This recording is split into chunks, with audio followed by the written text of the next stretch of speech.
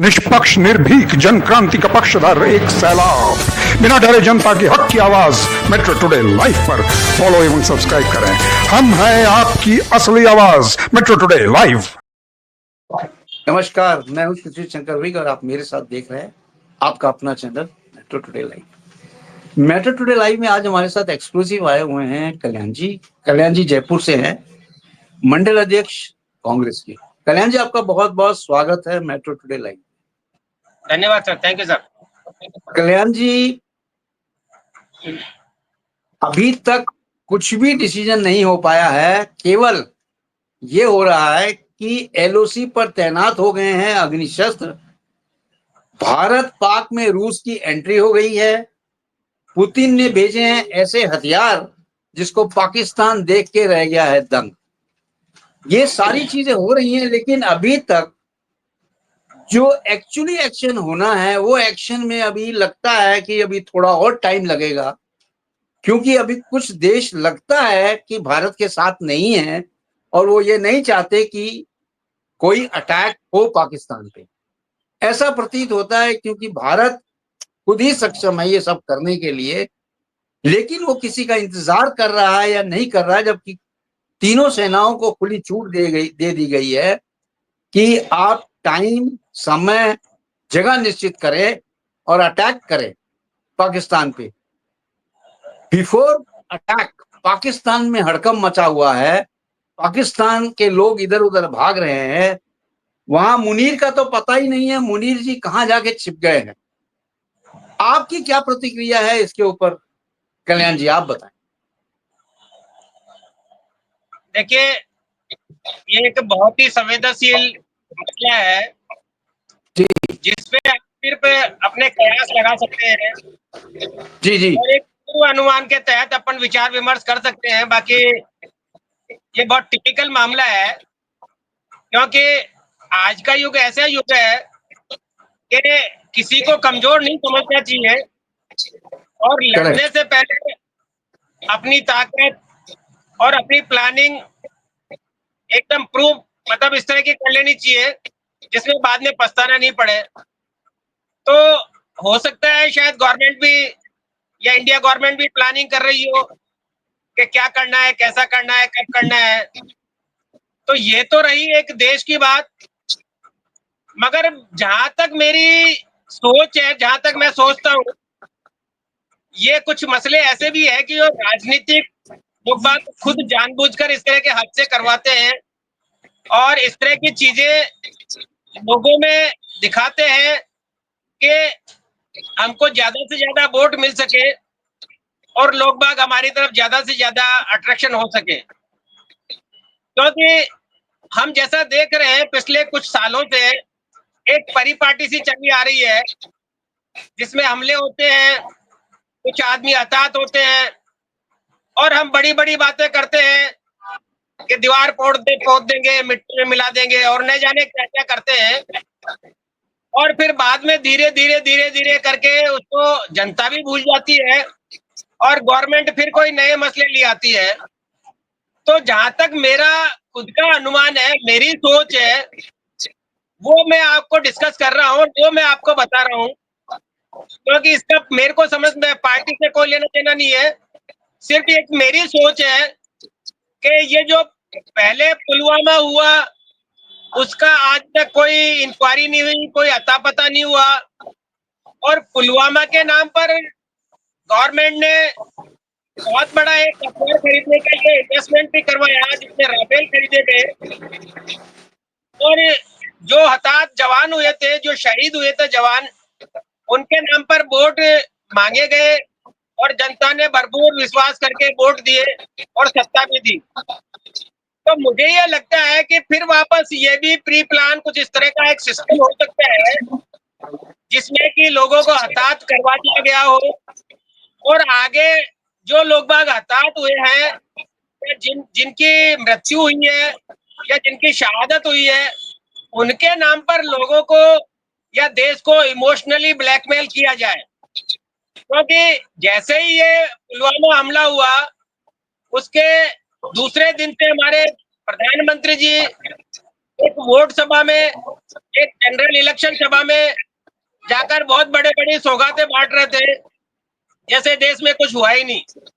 इसके साथ साथ भी मैं ये बता दूं आपको कि 64,000 करोड़ रुपए का एक फ्रांस से नए राफेल डील हुई है और वो 64,000 करोड़ रुपए की है। तो एक बहुत बड़ा अमाउंट होता है 64,000 करोड़ रुपए। और एक अमेरिका से डील हुई है जिसमें 1 लाख और कुछ हजार करोड़ रुपए के हथियार परचेज किए गए हैं और वो हमको 2030 में या 2032 में या 2028 में, उसके बाद में उनकी डेट फिक्स हुई है और वो मिलेंगे।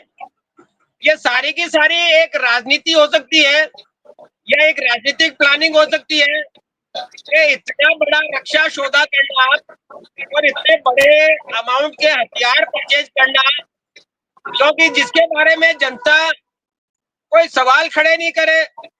अगर अपोजिशन कोई सवाल खड़े करे तो अपोजिशन के विपरीत जनता का विरोध हो जाए या अपोजिशन को वोट नहीं मिले, क्योंकि ये मसले ऐसे हैं कि देश से संबंधित हैं और देश से संबंधित जो मसले होते हैं उसमें कोई आदमी विरोध नहीं करता। विरोध करते ही वो कहेंगे कि देखिए हमको हमारे देश की सुरक्षा करने के लिए हथियार परचेज नहीं करने पड़ रहे हैं या अन्य कुछ इस तरह की अनर्गल बातें जिससे विपक्ष कमजोर हो।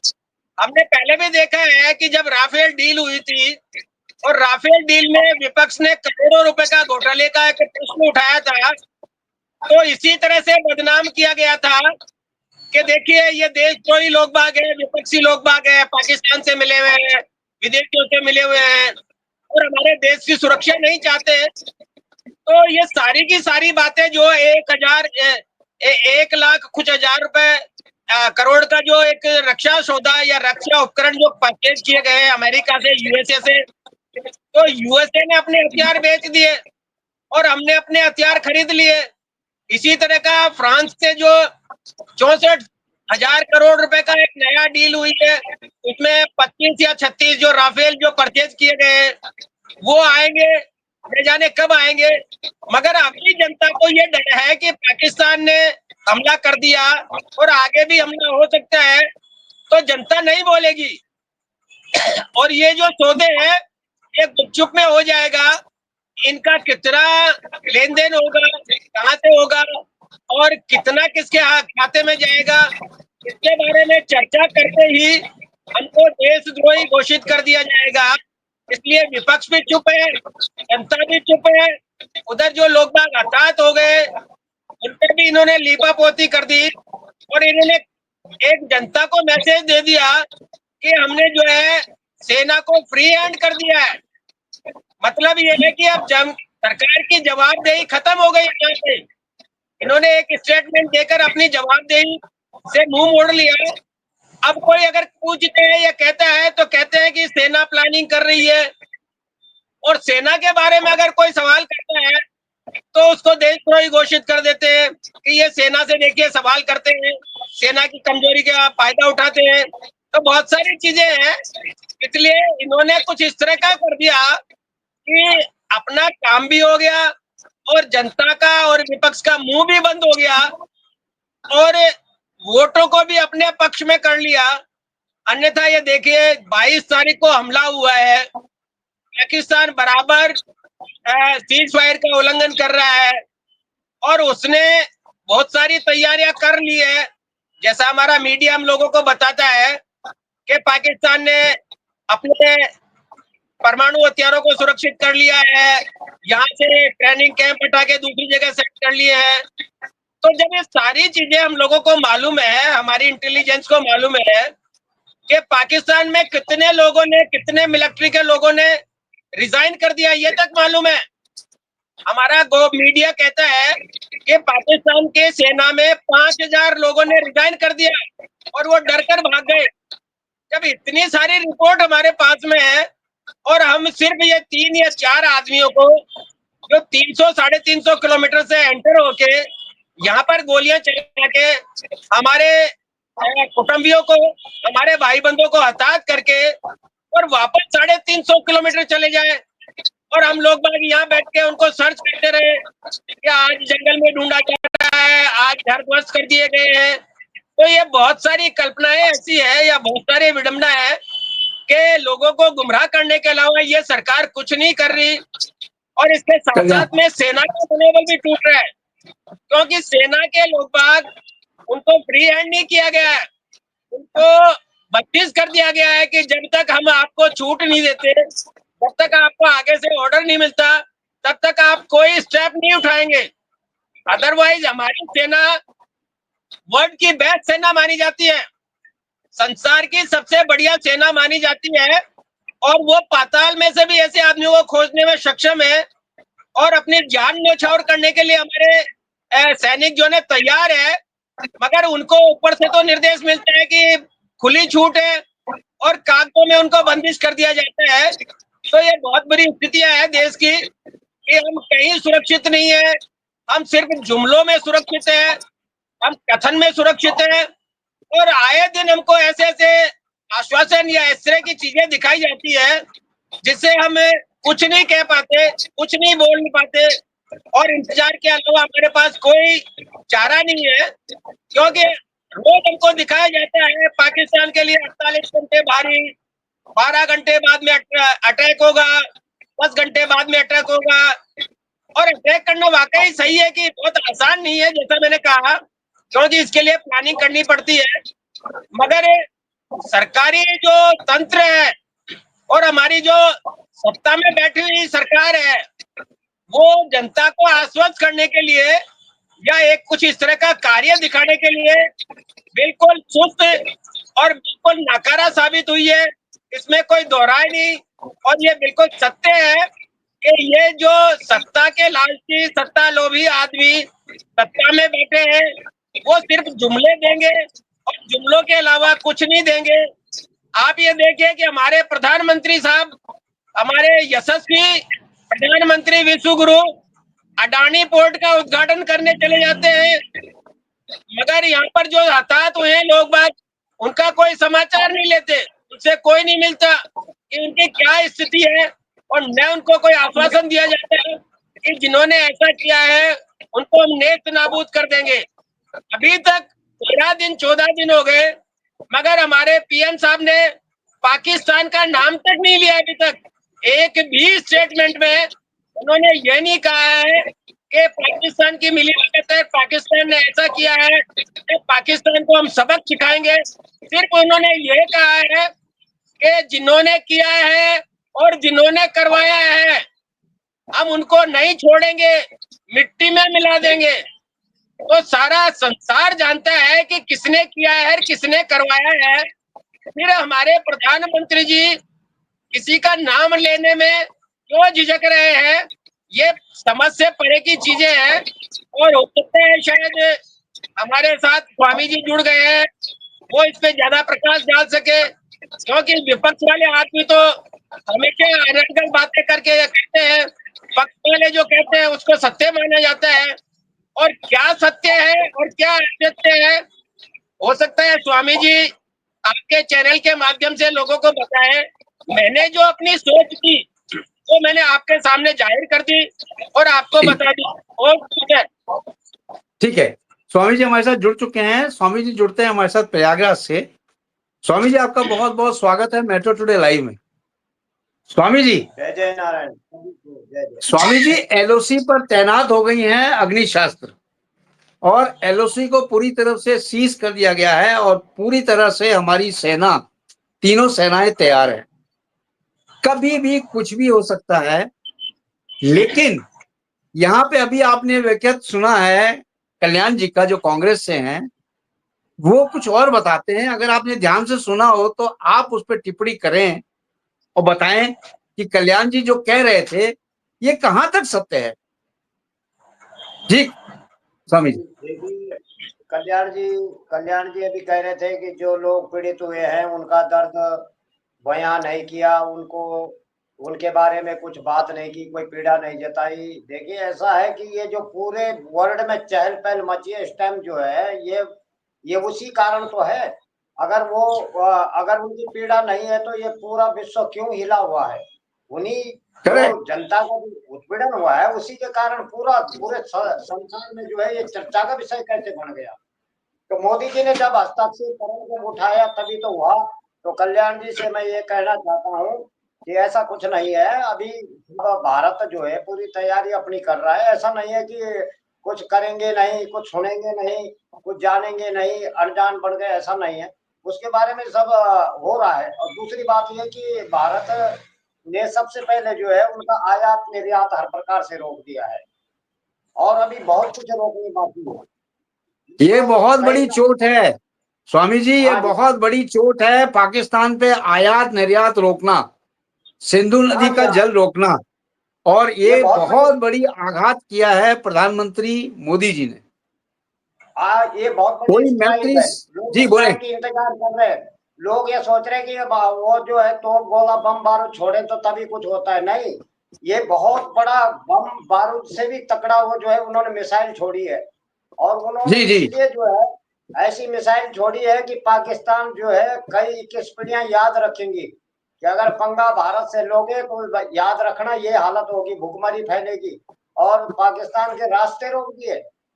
जो जहां बंदरगाहों से जो लोग जो है अपना उड़ान भरते थे वो भी भारत ने रास्ता बंद कर दिया। तो ये नहीं सोचना चाहिए कभी व्यक्ति को, आगे पीछे का सोच के बात करनी चाहिए। क्योंकि व्यक्ति ये सोचता है कि शायद इससे मैं नाराजी हो जाऊंगा तो शायद मेरा काम चल जाएगा, लेकिन आगे जी पीछे जी। भविष्य का चिंतन करना चाहिए था। पाकिस्तान ने भूल की है और उन्होंने 10 बार नहीं सोचा कि हम भारत से हमें क्या क्या लाभ होते हैं। वो लाभ भूल गया और एक तरफा शत्रुता का जो है नशा चढ़ गया उन लोगों को कि नहीं हमारे शत्रु ही हो गए। तो उन्होंने इस तरह की घटना भी की है और ये नहीं देखा कि भविष्य क्या होगा हमारा। इसलिए हर व्यक्ति को यही सीख, पूरे वर्ग को सीख लेनी चाहिए कि अपने भविष्य के बारे में सोचो और अपने देश के बारे में सोचो कि हमारे देश का क्या होगा। कहीं ऐसा तो नहीं कि हमारे देश के अंदर बहुत बड़ी अड़चन आ जाएगी। और वही भारत ने पाकिस्तान को कर दिखाया, क्योंकि इनके जहन में जो था भारत के प्रति इतना जहर था। तो उस जहर को जो है अब सही तरह से अब कहावत कहते हैं ना कि जैसे खटमल मारते हैं ना, खटमल, तो खटमल की दवा डालते हैं वो में, आप चारपाई बोलते हैं, खाट बोलते हैं। तो उसमें से तब जो जो वो होते हैं ना वो खटमल, तो निकलने गिरने शुरू हो जाता, तब पता लगता है कितने खटमल बैठे थे अंदर। तो ऐसे ही उन्होंने ये बड़ी स्ट्राइक नहीं है कि पाकिस्तानियों को कहा कि अब देश छोड़ो। पहले था कि अंग्रेजों भारत छोड़ो, अब हो गया पाकिस्तान बांग्लादेशी और रोहिंग्याओं देश छोड़ो। ये बहुत बड़ी स्ट्राइक है। और ये लोग बड़े गर्व से कहते हैं कि इंदिरा गांधी ने जो है बांग्लादेश के टुकड़े करे थे, पाकिस्तान से टुकड़ा करा।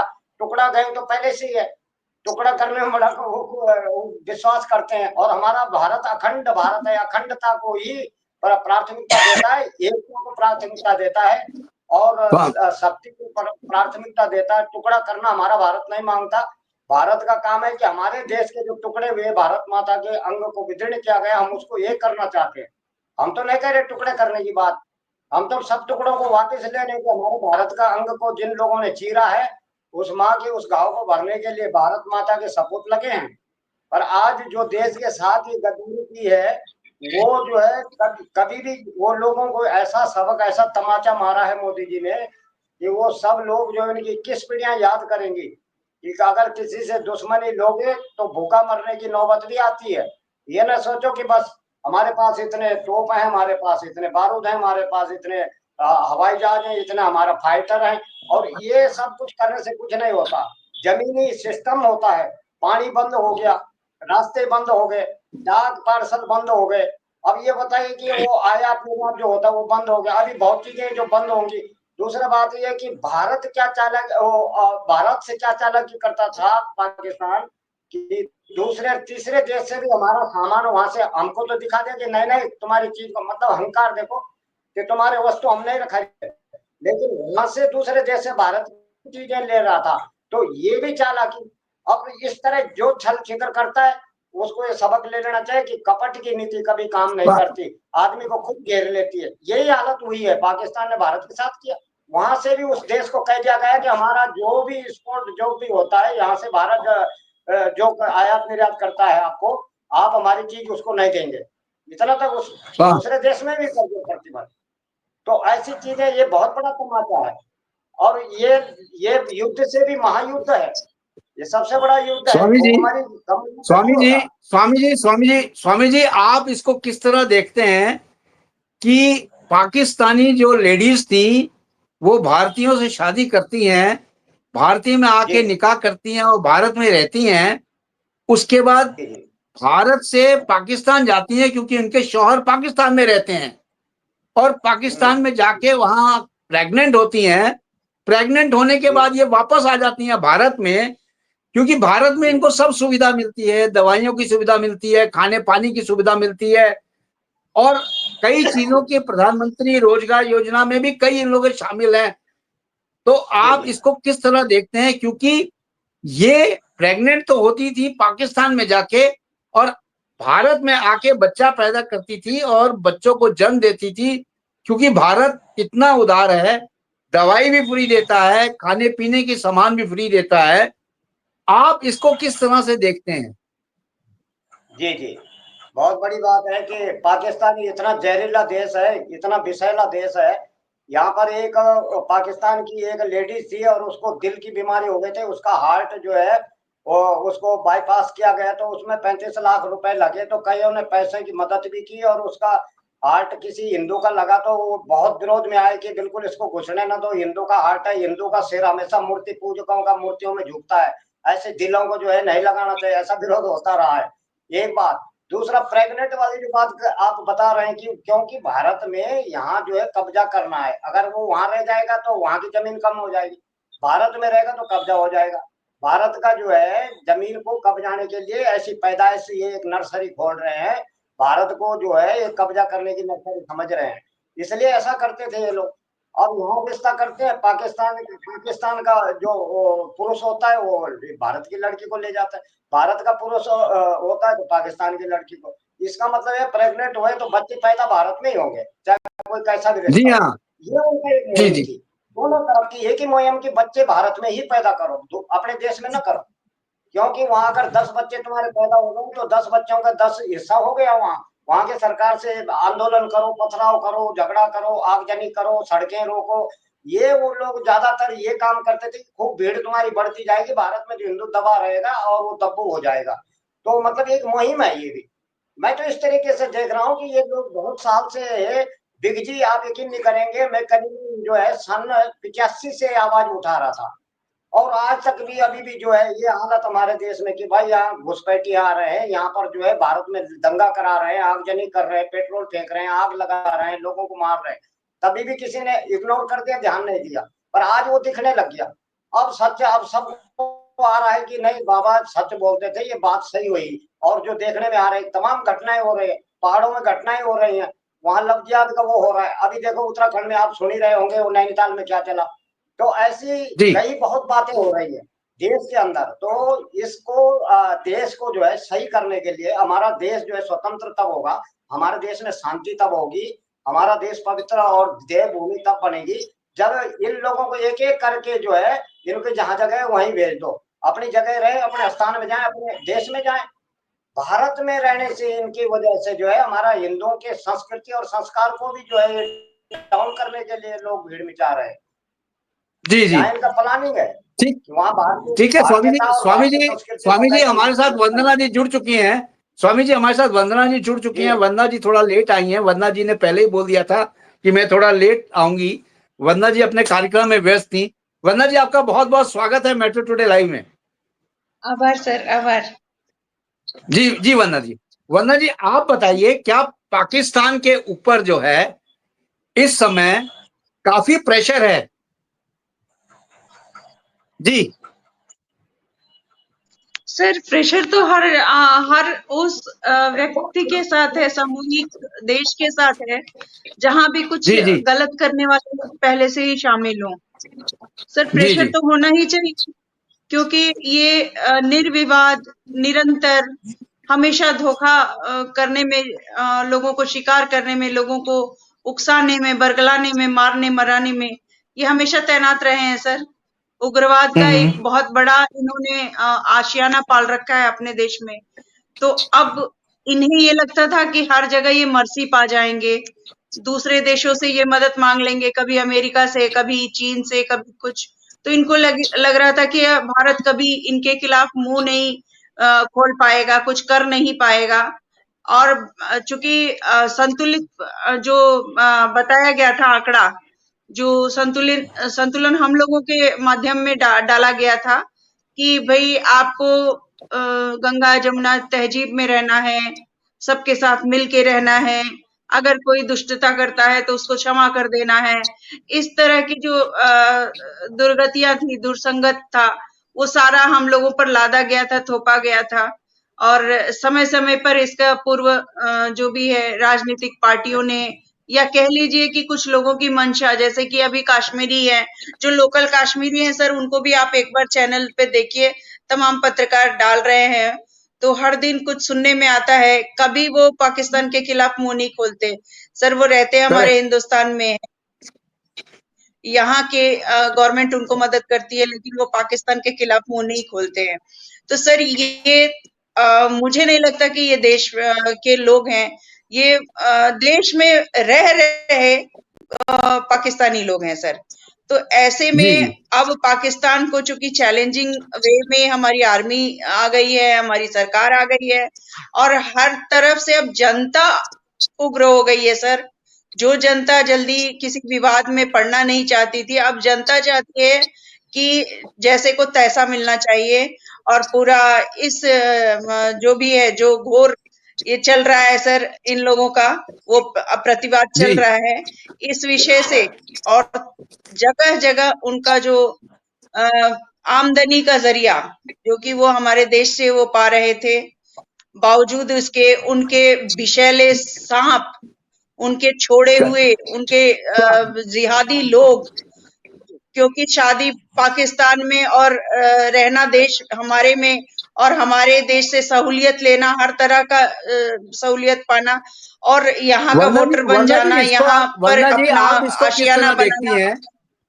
वरना जी आप इसको किस तरह देखती हैं कि शादी तो वो करती थी भारत में, पाकिस्तान में शौहर रहते थे, और पाकिस्तान में वो जाती थी, पाकिस्तान में प्रेग्नेंट होती थी, प्रेग्नेंट होने के बाद भारत में आती थी, भारत में बच्चा पैदा करती थी, क्योंकि भारत उनको सारी सुविधाएं दे रहा था, यानी दवा से लेके खाना पीना तक सब फ्री मिलता था, यानी सब सुविधा यह भारत से ले रही थी, इनके शौहर रह रहे थे पाकिस्तान में।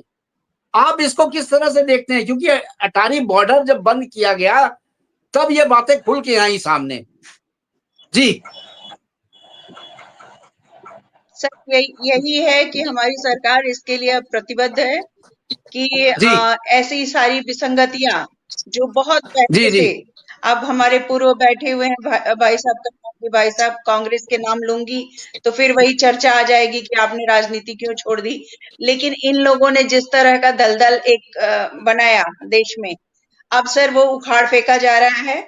और ये जो मतलब आप ये नहीं कह सकते सर कि पाकिस्तान की महिलाएं वहां जाके प्रेग्नेंट होती थी और यहाँ आके बच्चे पैदा करती थी, सहूलियत लेती थी। इधर पूरा रिजर्वेशन था सर इनका, उनकी जमीन जायदाद है, उनके हर कागज हैं, उनके हक के बने हुए हैं सर। तो मुझे आश्चर्य लगता है, मैं तो किसी देश में जाकर के अपने आप को मतलब सर्टिफाइड नहीं कर पाऊंगी, बट उन लोगों को यहाँ पर लचर प्रक्रिया के द्वारा जिस तरह रखा गया सर, ये पूर्व नियोजित है सर। ये बहुत पहले से प्लानिंग चल रही थी सर कि यहाँ पर इस तरह का कोई जिहाद हो, और अंतरंग तरीके से, मतलब घुसपैठियों के द्वारा भारत में आकर के भारत के लोगों का शोषण करना इनका मकसद था सर। ये शुरू से ही धीरे धीरे हर एक जगह गली में घुस रहे थे, और घुसने के बाद ये वहां रैकी करते हैं सर। रैकी करने के बाद इनका ये जो कहते हैं ना आतंकवाद का धर्म नहीं होता, जो कहते हैं वो उनको उनके जूते से पीटना चाहिए सर, क्योंकि आतंकवाद का धर्म हमेशा से दिख रहा है सर कि एक ही धर्म का आदमी, एक ही जाति का आदमी ऐसे प्रोपोगंडा फैला रहा है। तो सर इस पर विचार होना चाहिए। हमारी देश की सरकार, हमारे देश की जनता इस पर लगातार लगी हुई है सर। जी जी जी जी मैडम कल्याण जी कुछ बोलना चाहते हैं शायद। कल्याण जी, हाँ कल्याण जी बोले आप। जी कल्याण जी, जैसा ने कहा और हमारी बहन तिवारी जी ने कहा, ये सारी बातें सारे न्यूज चैनल कह रहे हैं, कोई नई बात नहीं है। और आज भी पाकिस्तान और जैसलमेर बॉर्डर पे जो है आज भी बेटी व्यवहार और आना जाना खेती बाड़ी यथावत जारी है। तो ऐसा कानून क्यों नहीं बनाते? 10 साल 15 साल से आप बैठे हैं सत्ता में, क्या आप इस तरह का कानून बना देते, उनको रोक देते? मगर वो जब इस तरह की गलतियां हो जाती है तो उस पर पर्दा डालने के लिए बहुत बढ़िया कमेंट्स होते हैं कि वहां से आते हैं या जाते हैं, ऐसा करते हैं वैसा करते हैं, या पहले वाली सरकारों ने दलदल बना रखा है। स्वामी जी यहाँ बैठ के अभी कह रहे थे कि हमने पानी रोक दिया है, हमने उनका आयात निर्यात रोक दिया है। अरे भाई, आयात निर्यात तो पहले भी रुका हुआ था। पहले उनसे कौन सा आप हवाई जहाज खरीद रहे थे या उनसे क्या खरीद रहे थे? आपका जब आना जाना पहले से ही बंद है तो अभी नया कौन सा कर दिया? और रही पानी वाली बात, तो आपके चैनल पे क्या पूरे डिबेट पे लोग बाग बैठकर झूठ बोलते हैं और लोगों को गुमराह करते हैं। और ये सबको मालूम है कि पानी कोई नल तो है नहीं उसको बंद कर दिया जाए। ये बहुत टिपिकल काम है, इसमें बरसों चाहिए और पैसा चाहिए बहुत बड़ा। तो ये हमेशा बस जैसे नल बंद करते हैं वैसे पानी बंद कर दिया, पानी बंद कर दिया। तो एक तमाशा करके लोगों को गुमराह करते हैं, जुमले देते हैं। ये सर्वविदित है, क्योंकि पानी बंद करने के लिए इनको सोचना चाहिए कि अरबों खरबों रुपए का बजट चाहिए और उसके लिए कम से कम भी तो 10-15 साल का प्लानिंग चाहिए, तब जाके पानी बंद होता है। आगे से मोदी जी ने कह दिया फैला दो कि हमने पानी बंद कर दिया, हमने इनका अटारी बॉर्डर बंद कर दी। भाई, अटारी बॉर्डर पे तो हमारे मिलिट्री वाले पहले भी थे, वो वीजा के थ्रू आते थे जाते थे। आज भी अब उन्होंने बंद कर दिया, कोई बात नहीं, अच्छी बात है, होना चाहिए। मगर इससे पाकिस्तान को क्या नुकसान हुआ? और हमारे जो भाई बंधु जो गुजर गए, जिनको मार दिया गया, उनके परिवार को क्या फायदा हुआ? कोई उनके बारे में नहीं बोलेगा कि हमने जो है उनको कोई मदद करी है या कोई सहायता दी है या उनके परिवार में जाकर कोई सांत्वना दी है, वो कोई नहीं करेगा। सिर्फ ये करेंगे कि हमने डील कर ली है, देश को सुरक्षित करने के लिए 64,000 करोड़ रुपए के राफेल मंगा लिए हैं और 1,00,000 कुछ हजार करोड़ रुपए के अमेरिका से डील कर ली है। तो हमारे को 2035-36 में मिल जाएंगे और हम सब सुरक्षित है। तब तक आप मरते रहो, वो जब आ जाएंगे, हथियार आ जाएंगे, हम सुरक्षित हो जाएंगे। कल्याण जी, आप कैसी बातें कर रहे हैं? भारत में रह के भारत की ही बदनामी कर रहे हैं, ऐसा कैसे कर रहे हैं आप? नहीं कर रहा, मैं हकीकत बता रहा हूँ सर, ये हकीकत मतलब आप कैसे कह रहे हैं कि भारत में लोगों को मारने के लिए छोड़ दिया गया है? आप मुझे बता दीजिए सर, 350 किलोमीटर 4 आदमी 5 आदमी आते हैं और 350 किलोमीटर अंदर घुसकर हथियारों से हमारे भाई बंधुओं को मार के चले जाते हैं और 350 किलोमीटर गायब हो जाते हैं। तो कहाँ गए वो? ये किसकी कमी है? ये नेहरू जी की कमी है या राहुल गांधी की कमी है? ये सब बॉर्डर पे से कैसे आकर कैसे पार होते हैं? तो ये चीजें क्यों, इस तरह की चीजें नहीं करनी चाहिए।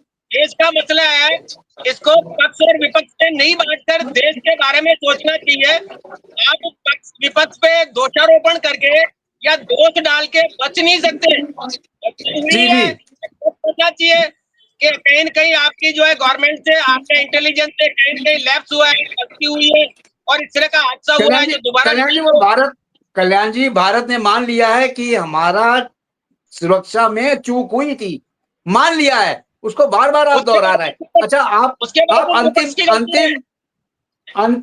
अंतिम बोल रही हैं जी, बोले भाई। उसके बावजूद भी है कि विपक्ष ने गलतियां, विपक्ष का काम खड़ा है, विपक्ष ने दलदल फैला रखा है। शायद आपको वंदना जी जवाब देना चाहती हैं। क्लोजिंग कमेंट्स वंदना जी के ले लेते हैं। वंदना जी, क्लोजिंग कमेंट्स दे दीजिए। वंदना जी। सर, जब आईना दिखाया जाता है तो अपना चेहरा भयावह लगने लगता है। कांग्रेस को हर आदमी छटपटाने लगता है। विचार संगत है सर, कांग्रेस ने किया ही जब इसी तरह का जुमलाबाजी है, उसको हर चीज जुमला दिखेगा। नेहरू जी ने जमीन दान किया, इंदिरा गांधी ने जमीन दान किया, इन्हें याद नहीं है सर। और ये हमारे देश के फौजियों पर आरोप लगा रहे हैं।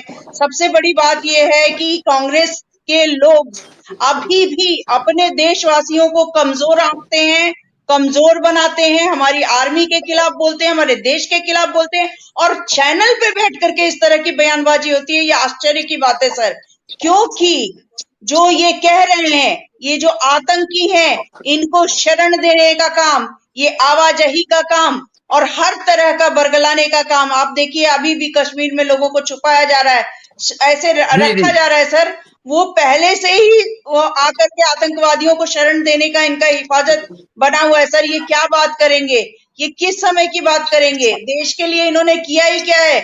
अब इनको बुलबुला लग रहा है 10 साल में मोदी जी कर दें, लेकिन पिछले जो इन्होंने अपने 65 साल जो दिए योगदान, जिसमें इन्होंने भर भर के गुनाह किए, उसको धोने का कोई काम नहीं है सर। और रही बात व्यक्तिगत कि भारत ने पानी रोका है तो महाराज जी ने कुछ गलत नहीं बोला है, और जल रोकना क्या होता है शायद कल्याण भाई साहब को पता ही नहीं है।